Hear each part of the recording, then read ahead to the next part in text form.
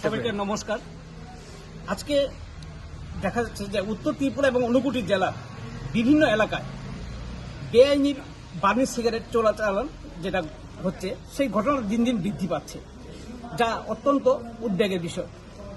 এই অবৈধ বাণিজ্যের ফলে সরকার বিপুল রাজস্ব হারাচ্ছে এবং সীমান্তবর্তী এলাকায় অপরাধমূলক কার্যকলাপও দিন দিন বাড়ছে। আজ আমরা ধর্মনগরের সম্মিলিত সাংবাদিকদের পক্ষ থেকে উত্তর ত্রিপুরা জেলা পুলিশ সুপার সাথে দেখা করি এবং মূলত দেখা করার উদ্দেশ্যটা হলো, বহুদিন ধরেই বিভিন্ন রুট ধরে দামছড়া, পানিসাগর এসব রুট ধরে এই বার্মিজ চোরাচালান যেটা বৃদ্ধি পাচ্ছে, ওই রুটটা দিয়ে বৃদ্ধি পাচ্ছে। সেটা যাতে প্রশাসনের কড়া নজরদারি এবং দ্রুত পদক্ষেপ দাবি জানিয়েছি আমরা সম্মিলিত সাংবাদিকরা।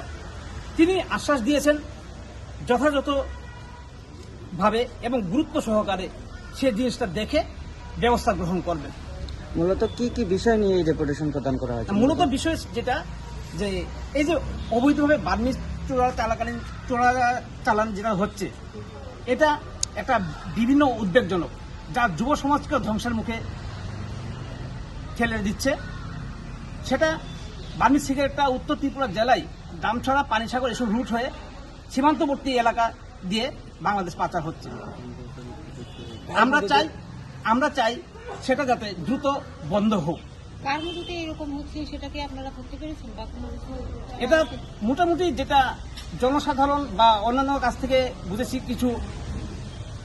কিছু দুষ্কৃতী এই পেশার সাথে যুক্ত, যারা প্রকাশ্যে এসেও তারা আসছে না। এটাই যাতে জেলা পুলিশ সুপার তদন্ত করে বের করে দোষীদের চরম শাস্তি প্রদান করে।